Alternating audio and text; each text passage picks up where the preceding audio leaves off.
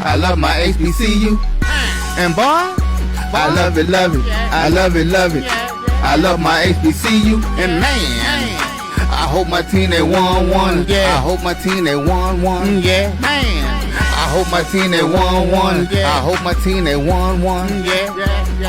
I tune into the HBCU Sports Lab to see if my team won or lost. If they lost, I'm quiet as a mouse. But if they won, keep tab. I'ma do the dab, yeah.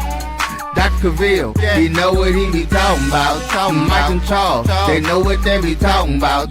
They compress the analytic data with the hip hop. If you know them like I know them, they gon' tell you if your team, if they won or lost, and who the ball. So listen to Professor, yes sir, and pay attention, cause he gonna teach a lesson. This is Dr. Cavil with Inside the HBCU Sports Lab with Mike Washington and Charles Bishop. Mike Washington is out on assignment, so we have none other than Charles Bishop and A.D. Drew. Welcome to episode 683 of Inside the HBCU Sports Lab radio show and podcast, a show that's covering the sporting HBCU diaspora, all things HBCU sports. For institutions large and small, from the NEIA to the NCAA, we share insights and information on the HBCU sports culture, HBCU athletic aesthetics to facilitate the story of HBCU athletic programs and the business of HBCU sports. Talking about 683, we're close to counting down to show 700. We'll see how that goes. Since we're talking about counting down, it is that time of the year where we get ready for the football season. We're toe meets leather. And you know the rest of the jargon. But we're going to release our top 21 polls for major and mid-major division. We'll start today with major division, looking at 15 to 21. So we'll do a countdown for that as well. I'm your host, Dr. Kenyatta, with my co-hosts, Charles Bishop and A.D. Drew. We're filming from our home studios and sending a signal live to KCOH 1230 AM studios with the Texas Radio Hall of Famer, multi-Hall of Famer, I should say, Mr. Ralph Cooper, in the beautiful home of Texas Southern University from Houston, Texas. With that being said, let's bring the gentleman in. As we're doing that, we have Drew representing Hillman College as well as North Carolina A&M. Which one undergrad and which one is graduate school? I'm going to leave that for y'all to figure out which one is real and which one is fake. For sure. Today's episode of Inside the HBCU Sports Lab is sponsored by THD Agency. THD Agency is a company that provides sporting, educational consulting, and data analytics. With that being said, let me jump on here and ask Charles Bishop, how are you doing today? Doing well, Doc. Doing well. I know I wanted to get things started off. I definitely want to send a shout out to Coach Prime in terms of his recovery. Huge press conference yesterday in regards to detailing his diagnosis with bladder cancer and having his complete bladder removed. But he's on the road to recovery now. And shout out to Neely. They did a tremendous job of covering his press conference, as well as some details from Coach Prime's camp, in terms of people who knew was very, very small. And Neely was part of that group that knew exactly what was going on. So shout out to him, because a lot of times, you can break news, but he showed himself to be a confidant, a friend of Coach Prime. So definitely want to shout my guys out over there. I'm glad you took the time to do that. Always appropriate to talk about folks moving forward. One of the things I noticed in the discourse is the fact that a lot of it wasn't about him per se, even though he made the announcement. It was about his players, talking about opportunities and preaching to others about, the value of the life we have, and also trying to make other folks feel good about the situations that they may in, prayerfully as he is. So make sure you continue your health, Coach Prime. As they say, get well. Seems like you're in a much better place, but continue health. Yeah. And prayers for you. To a guy, Coach Prime, one that I obviously watched him as a player, celebrated his accolades and things that he accomplished at Florida State, and more so, obviously, as Atlanta Falcon, and certainly when he came in as an adversary at San Francisco 49ers. As at that time, I was a Cowboys fan, and how he flipped the world for me when he came to the Dallas Cowboys, and still represents that very well, including a Super Bowl ring, making it 3 and 4 years for the Cowboys. And he was the reason there might have been 3 in a row. But at some point, we still got the 3. For Cowboys fans like yourself, Charles, though, it's been a long term, but that's a whole nother discussion. We'll leave that alone for those folks that can poke at you. That's okay. Yeah, I mean, I'm a different type of Cowboy fan now. I retired but NFL, if you would. But with that being said, but getting back to the point, I certainly wanted to make sure we acknowledge Coach Prime. All that he's done for so many people. Yeah, I mean, to get an opportunity to work with him and kind of see him up close and to see his attention to detail, his work ethic, that hit a little home yesterday. So I definitely want to, send my shout outs to him in terms of, man, get well, brother. I really appreciate everything that you brought to the forefront. And, people, I think the big thing that came out of the press conference is him encouraging people to go to your doctor, go get checked up. Go get checked. That was huge because they only found him because he was doing a routine checkup. So. Yeah, particularly with men. We even know some more with black men specifically. Our concerns and adversarial role oftentimes we're going to get checkups with the doctors. We know historically why, but it's to a point now that it's much better you do that than not, because there's a chance that things can happen where you can be in a much better position if you do it now versus if you wait and don't do it at all. With that being said, let me go to Drew, North Carolina A&M, if you would. Mountain line. Yeah, and Steve's getting together the details for the homecoming against VUL. We'll talk about that later in the show. But going back to your Coach Prime. Yes, please. Thing that got me out of everything was when he talked about having to make it out a will. And first of all, black folk, let's not be afraid to go ahead and handle that, because sooner or later we're going to have to do that. Correct.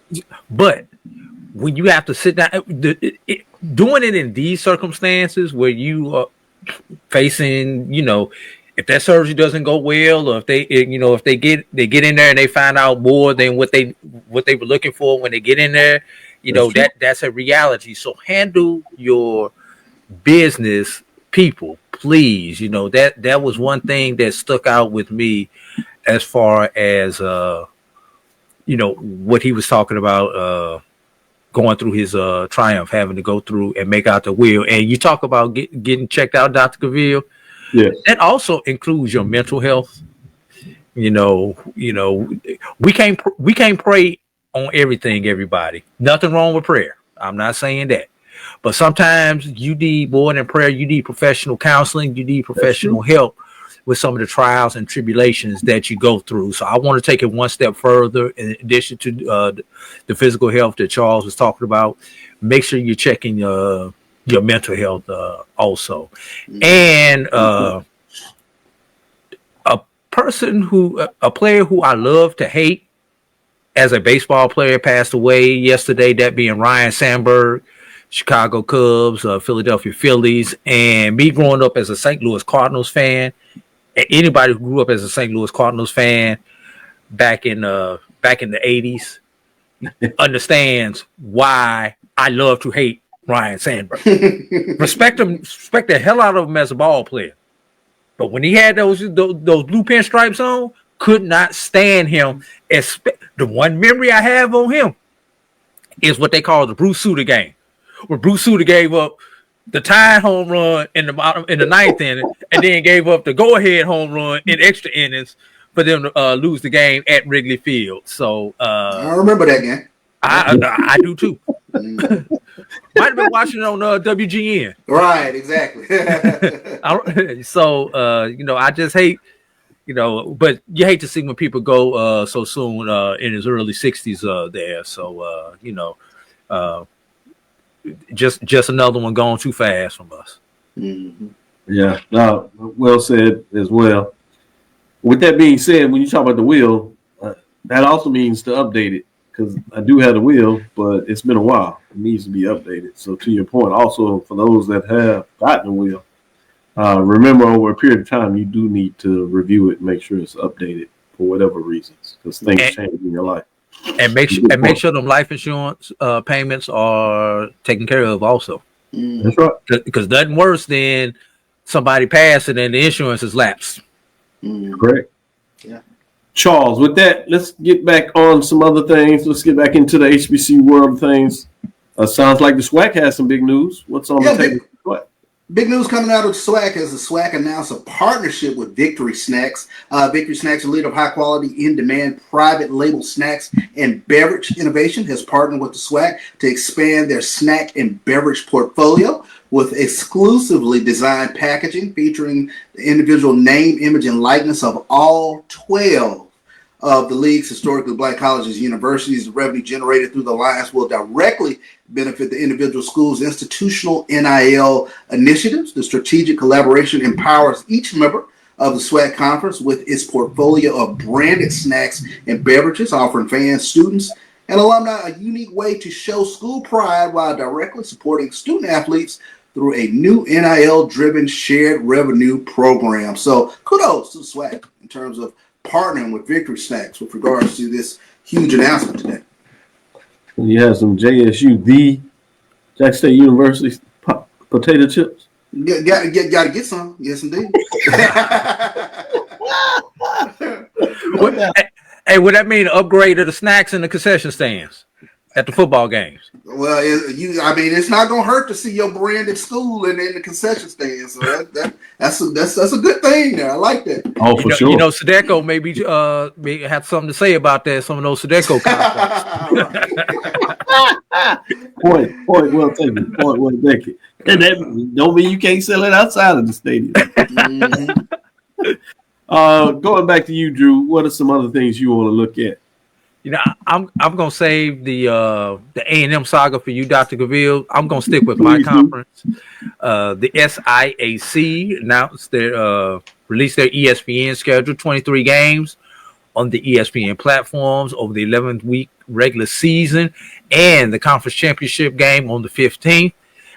2 games on linear ESPN. Both of those will be on the U, with the Tuskegee game in the Red Tails Classic against Winston-Salem State. Shout out to the Fighting Sea Gaithers in that game. And also the Fort Valley State versus Clark Atlanta game will also be on the U, and that game is on September 11th. For those who actually care, Morehouse is featured on the schedule twice. One of them is the Morehouse Tuskegee Classic in Montgomery on October 4th, and our homecoming against Lane on October 18th will also be on Plus. So you can go to thesiac.com and see if your favorite SIAC institution will be appearing and when. Sounds good. Let me end this segment on the North Carolina A&M, the Mountain Lions. I just had lost it with Stephen Gaither, who while Brian and AD were doing their show on Sunday, and the discussion came up amongst some of the other things that they were discussing that were really pretty good. But when I saw this logo for Stephen Gaither, I was like, I got to have it. I have to have it. So the lighter side of things is we started off on a serious note. Obviously, people by now that follow HBCU sports certainly know about Cam Newton's, and I thought he was really bringing some great attention. But as in his excitement in naming some of the names, he had a little bit of a gaffe, as Stephen Gaither calls it, in terms of an HBCU name, North Carolina A&M or NC A&M. So you can go to HBCU Game Day and look it up. HBCU football reimages the story of North Carolina A&M is hilarious. Talking about it's nestled in the serena peaks of Black Mountain, North Carolina. A&M University is a small but proud HBCU with roots stretching back to the late 19th century. Established football in 1909, but quickly ended less than 10 years later in 1918 when they had some legacy games with University of Lynchburg, Coachella College, if you get a chance, go read that. It is entertaining in so many different ways. But don't be mad if I sit out here and you see me with a North Carolina A&M shirt on this football season. You know where it's coming from. Shout out Stephen Gaither. We're going to have to partner on this project. I see some financial ways we may be able to make some NIL money with this, Stephen Gaither. So let's talk when you get a chance. But in all seriousness, at a time when so many things are so serious, sometimes you got to find a way to laugh at some things. And so this is the way to do it. North Carolina A&M homecoming opponent will be BUL as they're bringing back football. I tell you, it should be fascinating. With that being said, we'll take home and home has not been finalized. That's the word of the day. We'll take our first break, come back on the other side, and it's time to unveil preseason top 21 teams, both from the major division and mid-major division. We'll start with the major division today. We'll look at the top 7 teams, 21 through 15 to be exact. We'll see what Charles and Drew have to say. We'll take a couple of segments over this, and we'll come right back after the first break and get into it and let you know who is the bottom of the bottom. See if you agree with it or will things change. We'll see what that looks like. We'll be right back after this first break.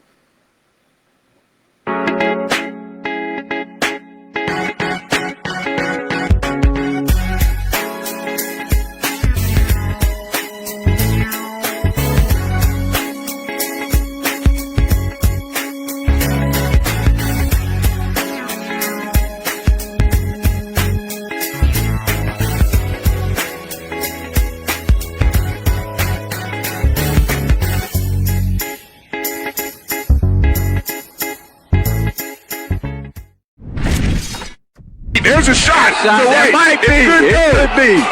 Right field. Grand slam.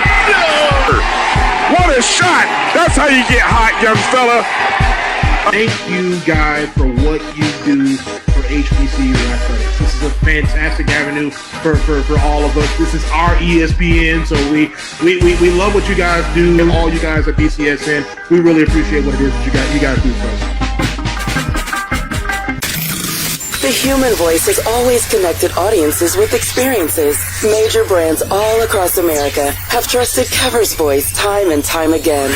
Conversational, powerhouse, intelligent, and sincere. That's the voice you need for your creative marketing process. KEAVERSVOICE.com. Cover's Voice, Cover's Voice, CoversVoice.com. Always on, all the time. This is Brian Fulford. AD Drew and I are co-hosts of the BCSN Sports Lab. We talk about all things related to HBCU athletics. From the games, teams, coaches, and fan interest stories, we cover it all. You can find our shows on Facebook at BCSN Sports Lab, YouTube at MyJBN Online, and everywhere you listen to podcasts like Anchor, Spotify, Google, and Apple Podcasts. You can also find the show on the Jericho Broadcast Network's app. Make sure to download. We look forward to you joining the conversation and being a part of the show. Football fans, HBCU football is back in the ATL with the Cricket MEAC SWAC Challenge Kickoff. Representing the MEAC, North Carolina Central, and representing the SWAC, Southern Eagles, Jaguars, the Marching Sound Machine, the Human Jukebox. The kickoff trophy is up for grabs, and bragging rights are on the line. The rivalry is real. Bring the family and join us pre-game for the fun-filled Coca-Cola fan experience, including band jamborees, food, activations, and fellowship. For tickets and information, visit MEACSWACChallenge.com. Compress the analytic data with the hip hop. If you know them like I know them, they gon' tell you if your team, if they want to law, and who the ball. So listen to Professor, yes sir, and pay attention, cause he gon' teach a lesson. This is Dr. Cavil with Inside the HBCU Sports Lab with Charles Bishop and AD Drew. Want to get prepared and get into this bottom 7 of the 21 through 15. I'm going to start off with the top 4, and you'll see some connections between the two. Between these 4 teams, there were 5 wins last year. So I'm not sure if you'll get in any concern about these teams. I would like to see if you think any of them are going to finish outside of the bottom 4, if you would. But more importantly, I want to ask you some questions about wins. But let's start things off when we look at this top 7. Let's get in here with number 21, which is none other than Delaware State. They have a new coach this year. We were at the media today, talked to Coach Jackson. He certainly thinks that they're going to do much better than this, but we shall see. Quarterback coming in, as he lost the quarterback early, but he looks like he has a good one coming in, so we'll see what that means for him. But last year they finished just with one win. They were 1-11, 0-5 in the conference race in 2024. They have 23 points in terms of the calculation this year with the data that was put in. So they start off at the bottom. There's nowhere but up to go. With that being said, let's go to number 20. That is Delaware State out of the SWAC. Now we go into the MEAC. That was Delaware State out of the MEAC. Now we go into the SWAC, I should say, with Mississippi Valley State Delta Devils. They also got one win last year. They were 1-11. That win was a huge win in terms that it was a conference win as well. So they went 1-7 in the conference race. On the road, they got it done against Florida A&M Rattlers. That was in 2024. They come up still at the bottom with 24 points as they look to do it again. Bringing us to number 19. Number 19 is North Carolina A&T Aggies. They finished 1-11, 0-8 last year. Did not get a conference win. That's 2 years in a row, 29 points. So you see between these three teams, each of them have one win. Let's go ahead and go to 18 before we get into some discussion on these 4. The Bethune-Cookman Wildcats, with just 2 wins last year, they had a tough loss, if you would, to Division II program. That was Clark Atlanta, when I told everybody at the beginning of the season about Clark Atlanta, but we'll see what they look like on Thursday when we do 21. Probably won't hear about them until a couple of weeks down the line because they won't be in that bottom 7. But with that being said, Bethune-Cookman is 2-2. They did get 2 of their wins in conference play. They were 2-6. So they finished actually better than Mississippi Valley State in terms of getting their wins. They have 50 points. This is why I want to ask you about these teams. You can throw out if you think somebody's going to be finished out of this. But 5 wins between these 4 teams. Do you see 7 wins in combination between these teams? This is my first question to you all. And as you ask that, I also want to tell me your thoughts in regards to whether any of these teams will have more than 3 wins on the season. Starting with you, Charles. I knew we were coming to me first. Charles, do you want Drew to bump for you? You want me to Well, I mean, so let me make sure I'm gonna get this right. The question was, can all 4 of these teams thus far, can they get to 7 wins? Yeah, collectively, when you look at the end of the year between these 4 teams, when we add it up, will they collectively get to 7 wins?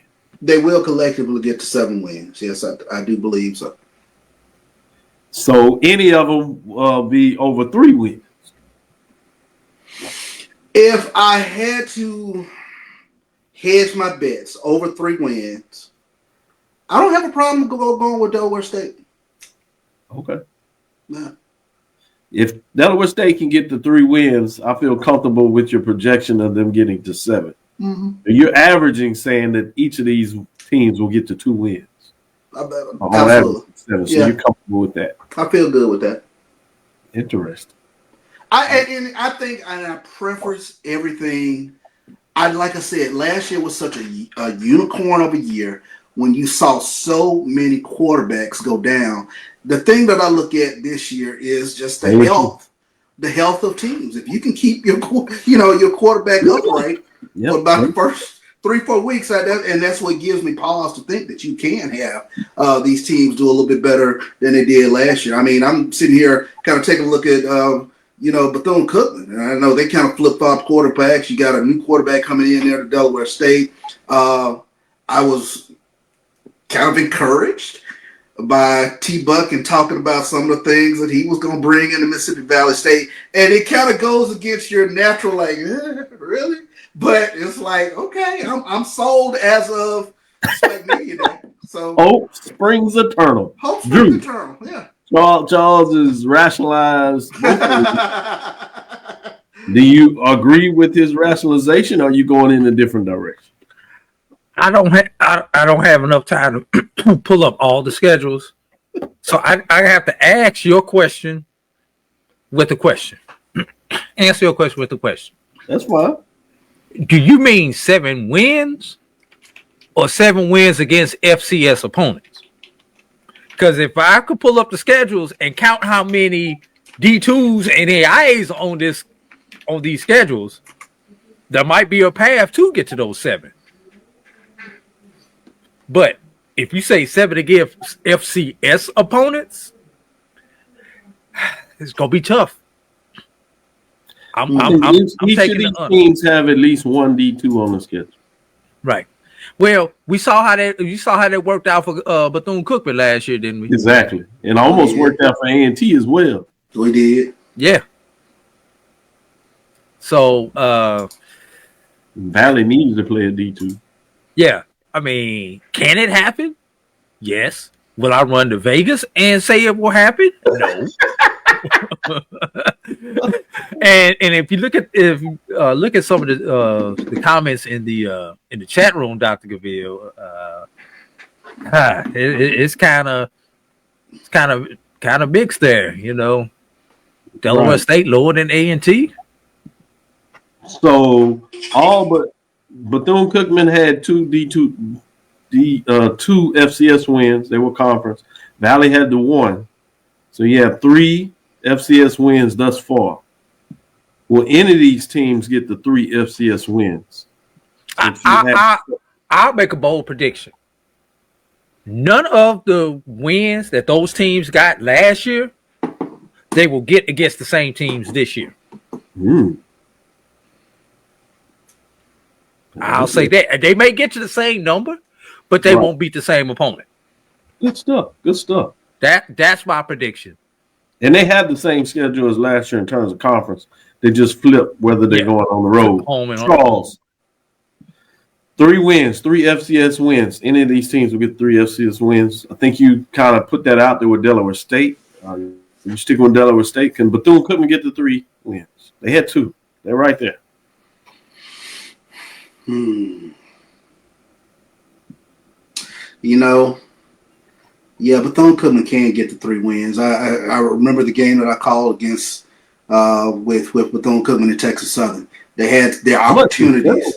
Right. Yeah, they had opportunities in that game that they didn't capitalize on, and then they allowed Texas Southern to kind of let that running game get up and going. So yeah, I think Bethune-Cookman is a team that is poised for a potential breakout, but it's going to be tough.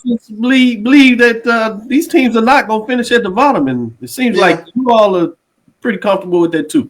Let's take our next break and come back on the other side and look at 17 to 15. This is where I think some people are going to really lose their mind. But I'm like, as we get into next week, I want to hear who you're pulling out. I think you'll get a lot of crying this year, but I like to say who people think are going to finish above them. As you're already talking about pushing these teams up. Now, you know the rule is, if you're talking about a team shouldn't be there, who are you putting in its place? With that, take our break and come back on the other side.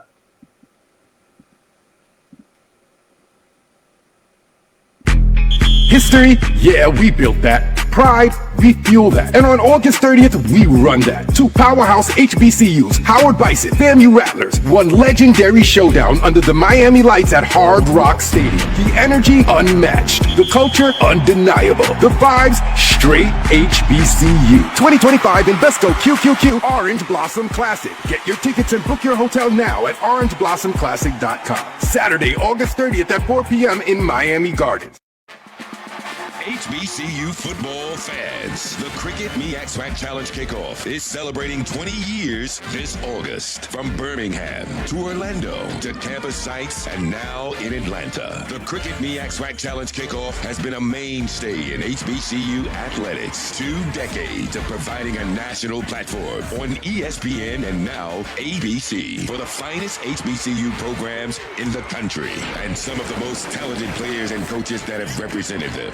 DeForest Jackson, Tariq Cohen, Javon Hargrave, Darius Leonard, Rod Broadway, Buddy Pugh, all have left their mark on this storied event. This year, we celebrate by welcoming North Carolina Central and Southern to Atlanta, which has cemented its place as the HBCU football capital. Every team who participates in this event looks to start and finish their season in the A by gaining a spot in the Cricket Celebration Bowl.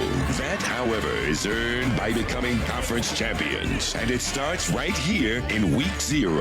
MEAC versus SWAC. The rivalry is real. Thank you for the last 20 years of support. The story never ends.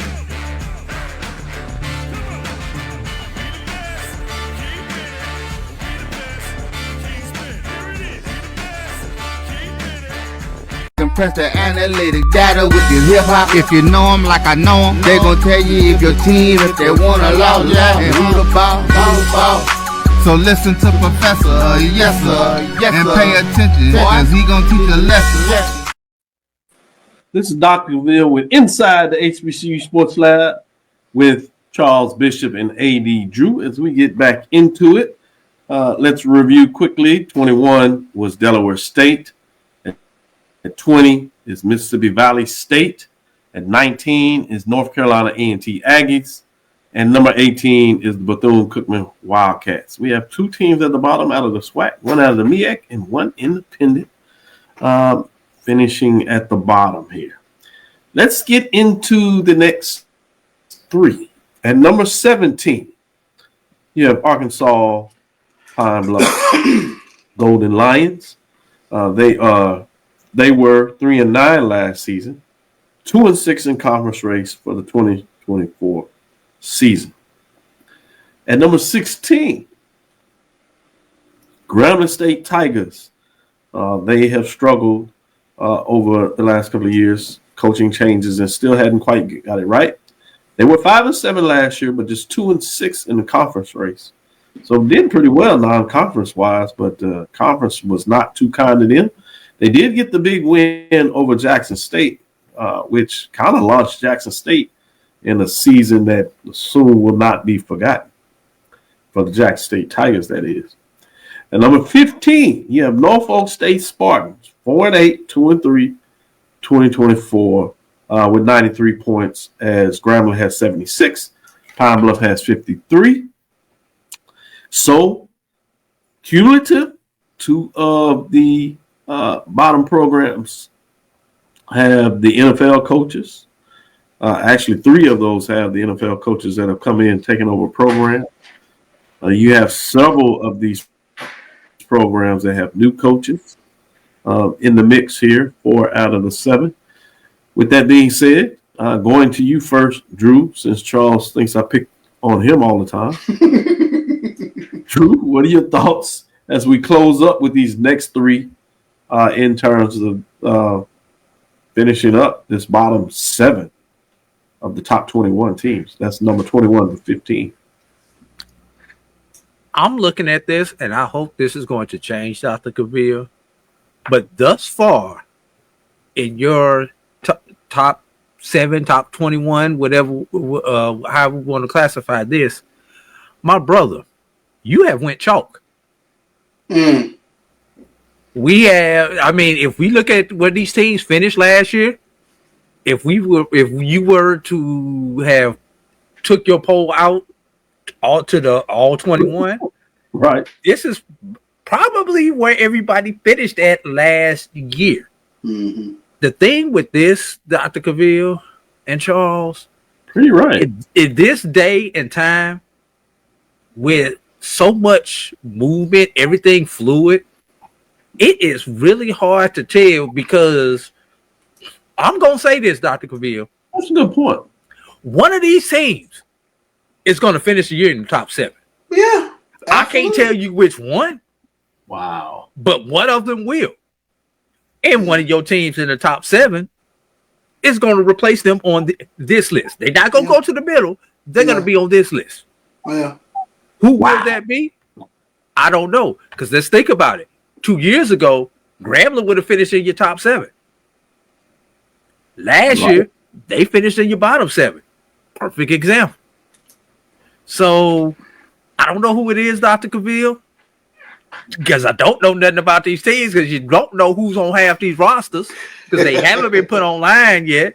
And even if you did know the rosters, you don't know how they're gonna it's a match with complete each other. guessing game. Because hey, remember when Alabama A&M about 3 years ago had all them transfers on defense, and how did that do for Connell, man? Yeah, 10-4. Transfer. Yeah. So I'm gonna leave it right there, Dr. Cavil.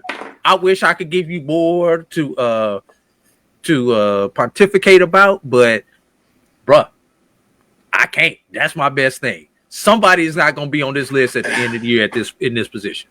I think you actually gave us quite a bit to pontificate when you talk about going from the bottom 7 to the top 7. I can certainly think shifting up a quadrant, if you would, but all the way up, I thought it's fascinating when you think about that. Charles, I want to get your thoughts on that as you just want to push the envelope. Yeah, to me, if there's a team that can make a push into the top 7, it's Grambling. And I look at it from this standpoint. We always talk about looking at the schedule. Yeah, that's true. Of course, you're going to have some neutral site games. Prairie View, neutral site game. Jackson State, neutral site game in Vegas. But, in the Bayou. But when you take a look at the teams coming into Grambling this upcoming season, you got to think Grambling will be favored against Langston. We'll start off there. Be favored against Kentucky State. You have Texas Southern coming into Grambling this upcoming season. So, depends on, what Grambling looks like around that time of the season. Pine Bluff on the road.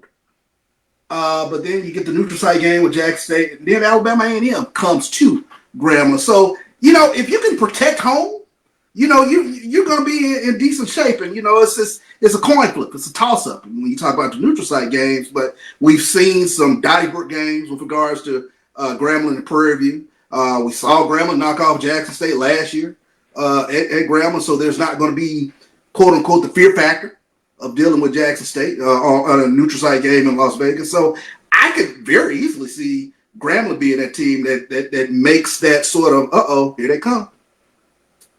I don't see it, but I said that last year. And I was right. But speaking of it, talks about Tennessee State. You know my theory. They don't stay down for long. Y'all amazing. Y'all, if fandom is fandom, I guess. But, fascinating talk when you talk about one of these things. And I think both of y'all kind of went into this and says Grambling is your team that you see moving, taking the quantum leap, going in the top 7.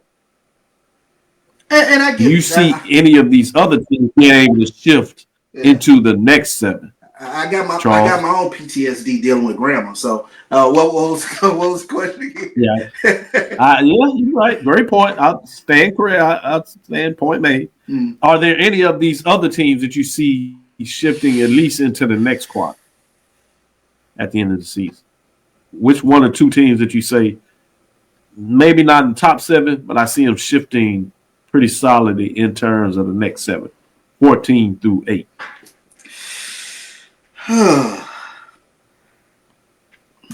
I think it's too early to tell, and to me, it's nowhere to go but up when you're talking about looking at Delaware State and just the sort of the new attitude. The other teams you've kind of seen, what they've done, even with renewed energy and things of that nature. So you're kind of dealing with the unknown when you're talking about Norfolk State and Delaware State in terms of them at least getting into that middle quadrant. True. Going back to you, Drew, as we begin to close up this segment, I want to ask you, which one of these teams are you shifting into at least the next quadrant? Which one or two you said will not finish at the bottom 7? Well, Norfolk has the easiest move to make because they only need to move up one spot to get to the next quadrant or the next third. So we'll start off with that one. But it's hard to pick a MEAC team because of their non-conference schedule. So if I think anybody can do it, it's going to be a SWAC team. If I'm going to pick somebody in the SWAC to do it, because I've already said Grambling has a good chance to get to that first group, I have to go with somebody out of the SWAC West, which means I got to go with UAPB, because I just still think that the East is too tough. I think Bethune's going to make a move, but the East is just too tough with Alabama State, FAMU, and Jackson State to have to climb. Arkansas Pine Bluff has a little bit of a, for lack of a better word, easier road. Not saying that the West is any easier, but if I had to measure the two divisions, I'm gonna say the East is tougher than the West, so I got to go with the West team with the opportunity to move up against the Western competition. I give y'all a lot of credit. Y'all have made my day. I was surprised that you all would have this much pushback. So I'm fascinated when we get to next week to look at the next 7. So that means you're going to have a lot of those teams dropping down. Maybe 1 or 2 will float up to the 7. But based on that conversation, I will remind you next week too now that you're going to look at this next 7. You're going to have to tell me which couple of these teams are going to fall out of that top 7. And I'm interested in that discussion. You talking about a tease, we got a weak tease because Thursday we jumped to the mid-major. I don't know if there'll be a lot of discussion there. We'll probably be able to push through that. But with that being said, Johnny Thompson is always putting out there. Thanks for the super chat there, $2 there. Appreciate you showing us some love. With that being said, let me point this out. He has number 4 at Tennessee State. Let's go back to that. And he has tied for 3rd, 3-way tie. FAMU, Southern, and North Carolina Central. And number 2, he has South Carolina State and at Jackson State at number 1. So I don't know. He has 3 teams at 3, so you got to drop off Tennessee State in terms of that for your top 5. But we'll let you make it. That's your rankings there. I'll be interested to see. So y'all gonna have to clip that and remind Johnny when we come back to our final 7 to see if those teams are the teams. Go back to Edwin. He had, what was his bottom 21? Let's see where he's at. 21 is A&T. So he has A&T lower. I think last year I had A&T at 21. He's dropped them even worse. New coach. Damn, Sean Gibbs can't get them going? Yeah. Valley has 20. We're on the same page there. He has Delaware State 19, so he sees them finishing up a little further. Last year they were 21, I believe it was. GSU he has at 18, so not too far off. He actually has them doing worse this year. His Pine Bluff is 17. We're on the same page there. He has Bethune-Cookman at 16, a little higher than what I had. No problem. Still in the range. Norfolk State is 15. But for the most part, he's in alignment at least with these 7. So he sees these 7 as the bottom 7, unlike you all gentlemen. So I want to give shout out to Johnny because he's on it. He's on it. G-Boom, Johnny, you can't have 3 at number 3 and then have 4. I told you. Let's take a last break, come back on the other side. We're going to talk a little bit about the business side of sports. We talked about the FCS a couple of weeks ago going to 12 games. We have a shift. This was off the Division II level. Division II Management Council supports proposal for 5 seasons of competition. So I want to see what these gentlemen think.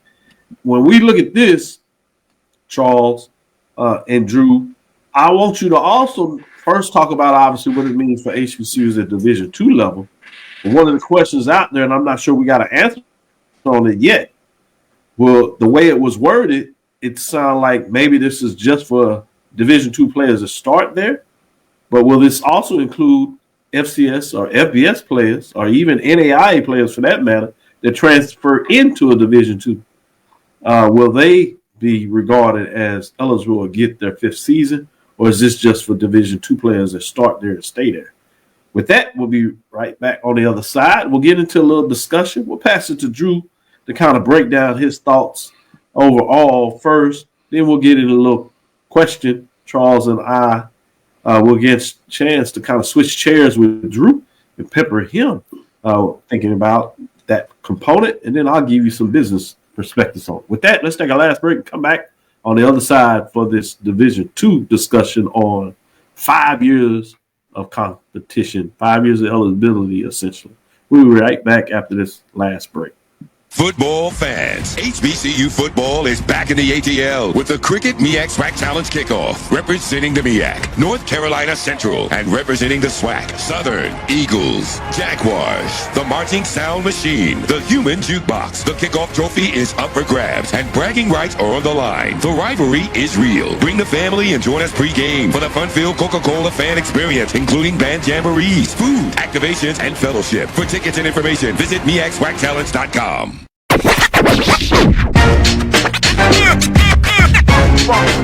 It's like a loop machine.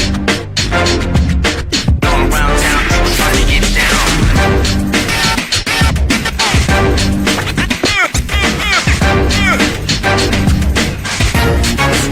It's like a loop machine.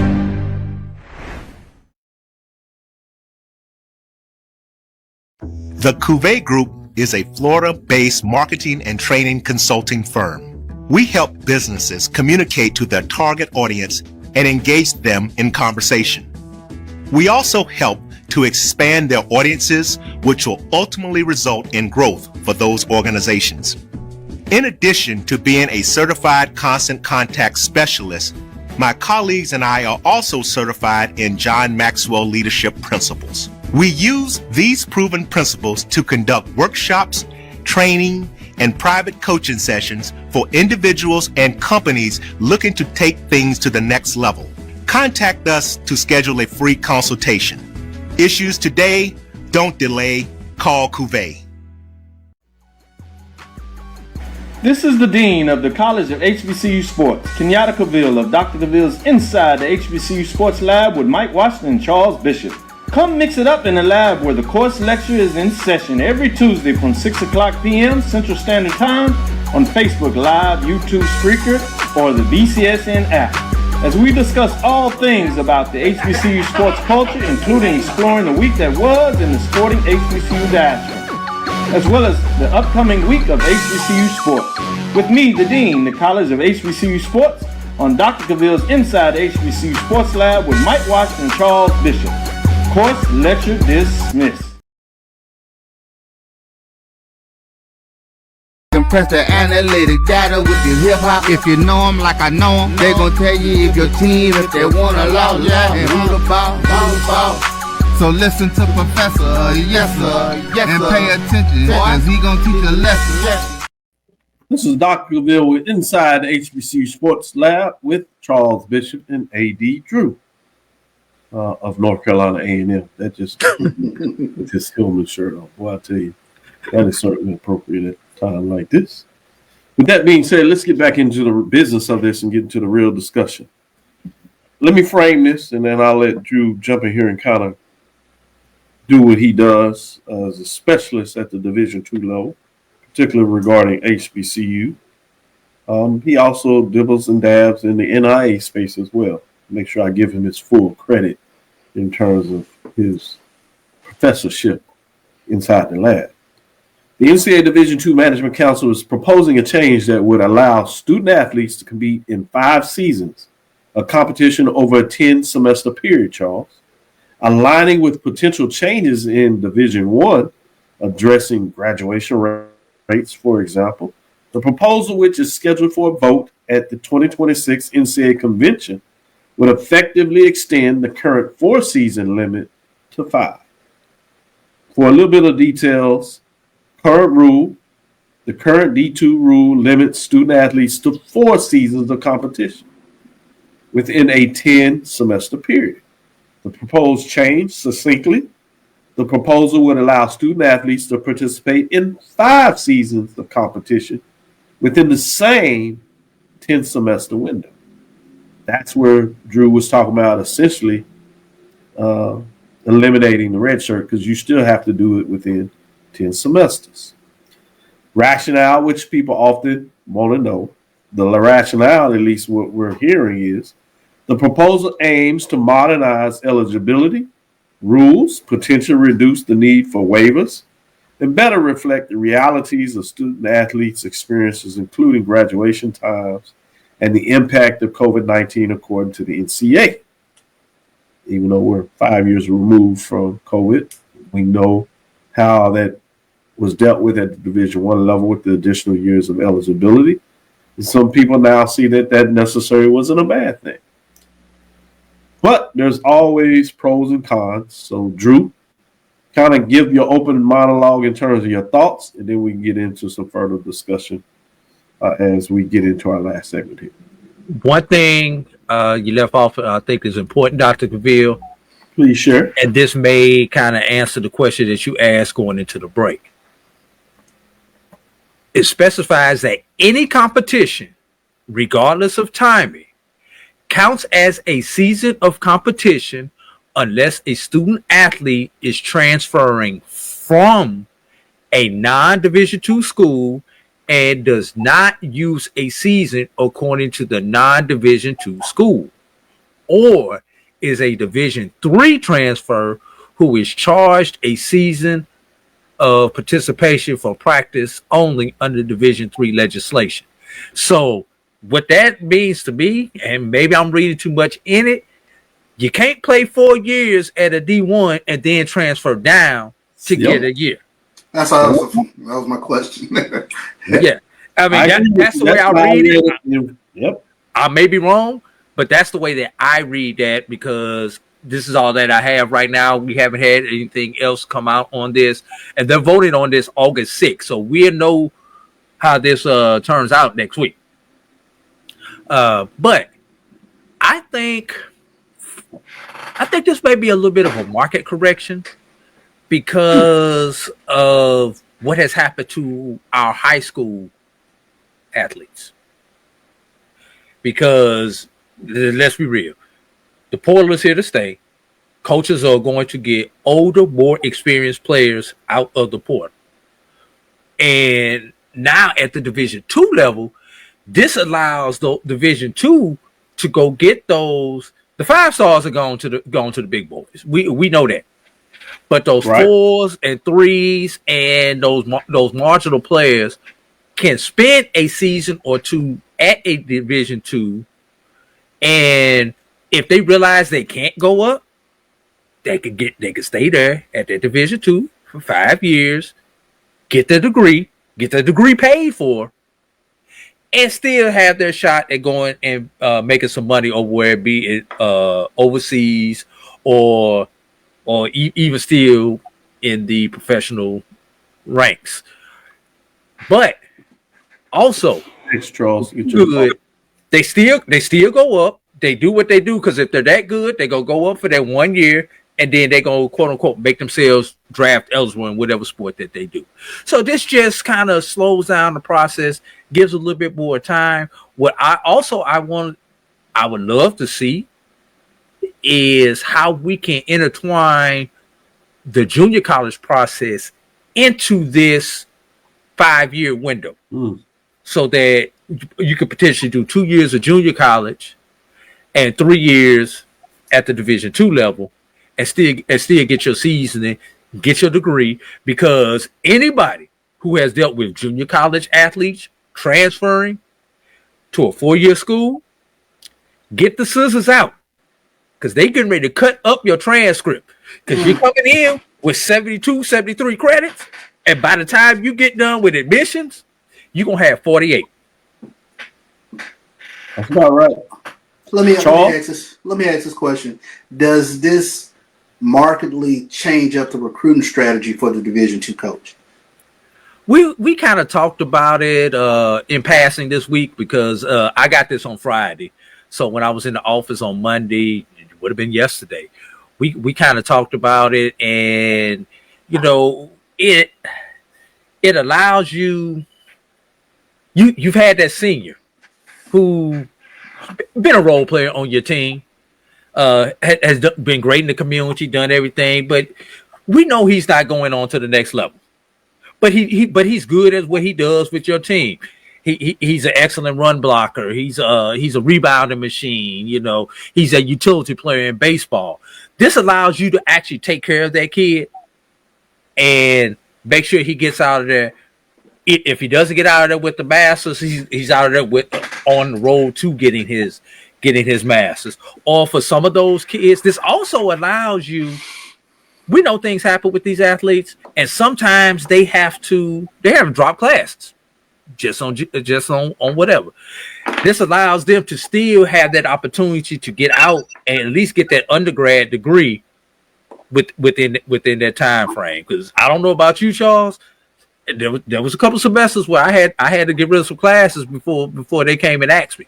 Because I'll take it again before I let you flag. Understood. Good points. Let me follow up with this. I want to know specifically your thoughts, Drew, in terms of how this may uniquely affect HBCUs, either positively or negatively, or you may see it both ways. Well, I think it could be a positive. Gives us an opportunity to keep some of these kids within our own family. Now, the one thing that I like about this is at the Division II level. So you may see some people transferring from a non-HBCU at the Division II level and transferring into an HBCU to get that experience at an HBCU. And now you also don't have that pressure to play right away because you get that extra gear. So you get stuck behind that Division I transfer. Okay, let me go in here. Let me get a little bit more seasoning. Now I get an opportunity to still play that next year. So I think it can't do anything but help out our coaches, help out the recruiting, and you get to keep those character kids around. Because if you're a knucklehead, we're gonna get rid of you anyway. But you get to keep some of those character kids. And this is another way that we can get our teams older, which it seems like all of these coaches want to do is to get their teams older. Gives you an opportunity to get your man body, because an 18-year-old body is definitely different than a 22-year-old body, male or female. So, I think it can be a positive if approached right by these coaches and administrators. Now, here's the one thing. Got to be careful, though, because there's nothing in here that says anything about roster limits or scholarship limits at the Division II level. We've seen what they did at the Division I. So could this be a negative side effect?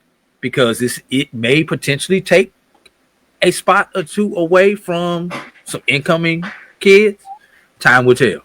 Well, that's the reason why I asked, does it change the recruiting strategy much in terms of the structure of this new ruling? So yeah, and I think that might be something. From that perspective, when you look at it from a business perspective, in terms of increased roster sizes for private institutions, that can significantly raise prices.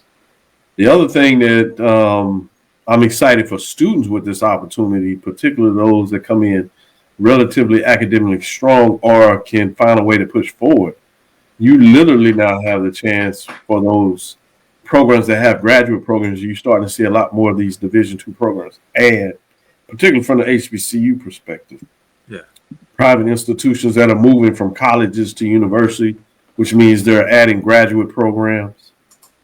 This means you literally can move out of your institution with both a undergraduate and graduate degree, a bachelor's and master's, which is significantly as you get into the marketplace. Yeah. For those students that see that as important, that are kind of on the borderline, this is a significant opportunity to really look at Division IIs from that perspective. Talk to your coaches in terms of what opportunities you have there. Yeah. So those smaller programs will be interesting financially, how they work through that. As you increase those roster sizes, how does this change the dynamics of recruiting? Not in terms of having an opportunity to really look at those high school, which you see at the FCS, particularly at the FBS level, other than, as you said, the 4 or 5 stars, those 2 stars, certainly 1 stars, maybe even some 3s here and there. As you kind of push back, you don't necessarily, the high school students get recruited. It's going to be interesting to see what that dynamic looks like for those players where you have more opportunity to play for a longer period of time. So I'm fascinating from that perspective as well. Again, this will be voted on in January 2026 at the NCAA convention. Any final thought that you want to put out there, Drew? And then I'll come to you, Charles, for any final thoughts that you may want to share on this or just other business areas that has captured your mind before we close. Go ahead, Drew. It did say the executive board will review the recommendations for convention proposals at its August 6th meeting. So we'll find out next week if this moves on to that vote that you're talking about in January, Dr. Cavil. Yeah, and what I'm hearing, it's likely to move on. There's a lot of discussion, but good to make sure that you put in the point that we'll hear some more news about this before the final vote is likely to take place. Any other news that you want to get out there, Drew? Final thought that you want to share before we close it up? No, not on this. So I'm gonna go ahead and there were a couple other things that are on the menu for next week, but I'd rather wait until they make their recommendations before I comment on those. Nice. With that, Charles? I mean, I'm looking forward to camps have opened, so you start getting, some names associated with these rosters in terms of who's doing what in camp. So it sort of builds anticipation to MEAC SWAC Challenge, August 23rd. Looking forward to getting out there. And, I know Southern and North Carolina Central, they're going at it. They got pads on. So it's going to be fun to kind of get some interesting news out of both of those camps heading into the season. Yeah, keep up. You'll be looking forward to make sure people stay healthy. Yeah. One of the things you're looking at, make sure any nicks and bruises, you'll get some of those, but hopefully no major injuries.